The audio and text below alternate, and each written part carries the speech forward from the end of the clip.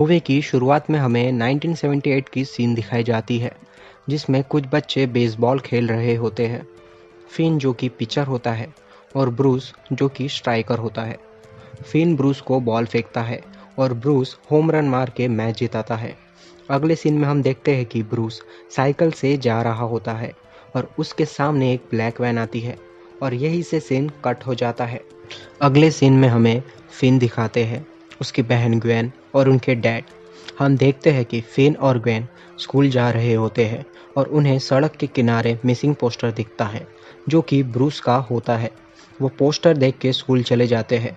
हम स्कूल में देखते हैं कि फिन को 3 लड़के परेशान कर रहे होते हैं। तभी फिन का दोस्त आता है जिसका नाम रॉबिन होता है। वो उन लड़कों को डरा के भगा देता है। अगले सीन में हम देखते हैं कि स्कूल में 2 डिटेक्टिव आते हैं, डिटेक्टिव राइट और डिटेक्टिव मिलर। वो ग्वेन से पूछते हैं कि तुमने ब्रूस की बहन से क्या कहा था।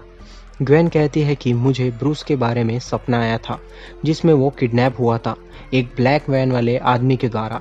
डिटेक्टिव को लगता है ग्वेन कुछ तो छुपा रही है, तो वो क्वेश्चन पूछते रहते हैं, जिससे तंग आकर ग्वेन उनको बहुत गाली देती है।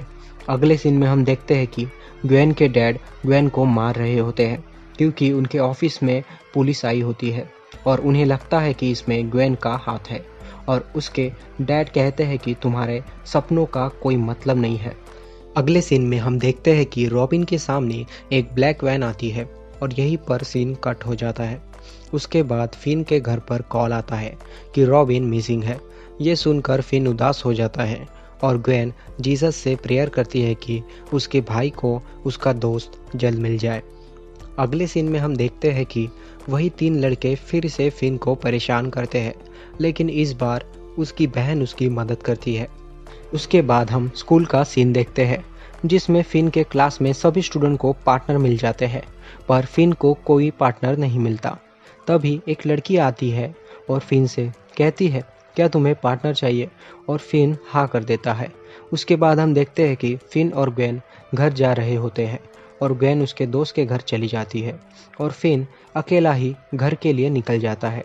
जब वो घर के लिए जा रहा होता है तभी उसके सामने ब्लैक वैन आ जाती है और उसमें से एक आदमी निकलता है जो कि अपने आप को मैजिशियन बोलता है और फिन को बोलता है कि क्या तुम्हें मैजिक देखना है, और मौका देख के उसे भी किडनैप कर लेता है और उसे एक बेसमेंट में रखता है जहाँ एक बेड, एक ब्लैक फ़ोन और एक टॉयलेट होता है।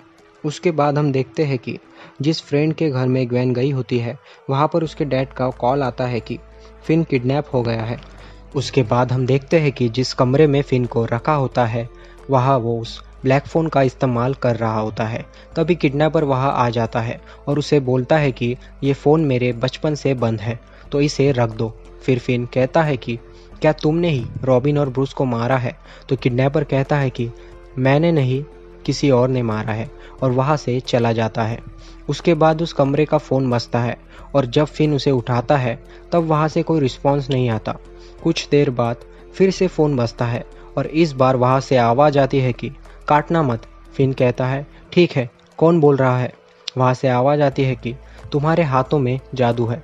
फिन पहचान जाता है कि ये ब्रूस बोल रहा है। उसके बाद ब्रूस उसे बताता है कि हॉलवे के फ्लोर की एक टाइल कच्ची है, वहाँ खुदाई कर, और यहीं पर कॉल कट हो जाता है। उसके बाद फिन उसी जगह पर अपने हाथों से खोदता है और मिट्टी टॉयलेट में फ्लश करता है, और जब फिन जमीन खोदकर बैठा होता है तभी किडनैपर उसके लिए खाना लाता है और वहाँ से चला जाता है। जब फिन दरवाजे के पास जाता है तो उसे पता चलता है कि दरवाज़ा लॉक नहीं है। जब वो दरवाज़ा खोलकर ऊपर जाने ही वाला होता है तभी ब्लैक फ़ोन फिर से बजता है और इस बार आवाज़ आती है कि ऊपर मत जाना। फिन कहता है क्या तुम ब्रूस बोल रहे हो, तो वहाँ से आवाज़ आती है कि नहीं, मैं किसी ब्रूस को नहीं जानता, और कहता है ऊपर मत जाना, वो तुम्हारा इंतज़ार कर रहा है। वो तुम्हें तब तक मारेगा जब तक तुम मर नहीं जाते। और यहीं पर कॉल कट हो जाता है और जब फिन सीढ़ी से थोड़ा ऊपर जाता है तो हम देख पाते हैं कि किडनैपर बेल्ट लेकर एक चेयर पर बैठा होता है फिन का इंतज़ार करते हुए। एक दिन बीत जाता है और ब्लैक फ़ोन फिर एक बार बजता है और इस बार वहाँ से आवाज़ आती है कि मैं पेपर बॉय हूँ, तुम मुझे इसी नाम से बुलाओ, और कहता है कि तुम्हारे सामने वाली दीवार के नीचे वाली साइड में एक लूज़ केबल है, उसे निकालो और फ़ोन कट हो जाता है। उसके बाद हमें फ्लैशबैक दिखाया जाता है कि कैसे पेपर बॉय को किडनैपर ने किडनैप किया। फिर हम देख पाते हैं कि ये फ्लैशबैक ग्वेन के दिमाग में चल रही होती है। उसके बाद हम देखते हैं कि फिन उस केबल की मदद से उस कमरे में ऊपर की साइड बनी हुई खिड़की से बाहर जाने की सोचता है, पर जैसे ही वो उस खिड़की के पास पहुंचता है वो रस्सी टूट जाती है, वो नीचे गिर जाता है। उसके बाद हम देखते हैं कि पुलिस इन्वेस्टिगेशन करते हुए एक घर में पहुंचती है जहां एक आदमी होता है। पुलिस वाले उसे पूछते हैं कि क्या आपने इस लड़के को देखा है, और वो आदमी कहता है क्या आप लोग पुलिस वाले हैं, तो वो लोग उसे हाँ कहते हैं। वो आदमी उन्हें अंदर बुलाता है और उन्हें अपनी रिसर्च दिखाता है जहां वो भी उन्हीं बच्चों को ढूंढ रहा होता है। जब पुलिस वाले उसे पूछते हैं कि क्या ये तुम्हारा घर है, तो वो उन्हें कहता है कि ये मेरे भाई का घर है, मैं तो यहाँ कुछ दिनों के लिए आया हूँ। और हम देख पाते हैं कि उसी घर के नीचे बेसमेंट में फिन को रखा हुआ होता है। उसके बाद हम देखते हैं कि किडनैपर फिन के लिए खाना लेकर आया होता है और उसे कहता है मैं तुम्हें जाने दूंगा अगर तुम मुझे अपना नाम बताओगे। पर फिन उसे अपना नाम टेलर बताता है। किडनैपर वहाँ पेपर लेकर आया होता है जिसके ऊपर फिन का पूरा नाम लिखा होता है, जिसके वजह से किडनैपर को पता चल जाता है कि फिन झूठ बोल रहा है। तो किडनैपर दरवाज़ा लॉक कर चला जाता है। उसके बाद फ़ोन बजता है, पर इस बार किसी लड़की की आवाज़ होती है। फिन उस लड़की से पूछता है कि उसने मुझे अभी तक मारा क्यों नहीं। लड़की कहती है क्योंकि तुमने उसका गेम नहीं खेला। तो फिन कहता है कौन सा गेम। लड़की कहती है नॉटी बॉय गेम। जब तक कोई उसके साथ वो गेम नहीं खेलता है और वो उन्हें हराता नहीं तब तक वो उन्हें मारता नहीं है।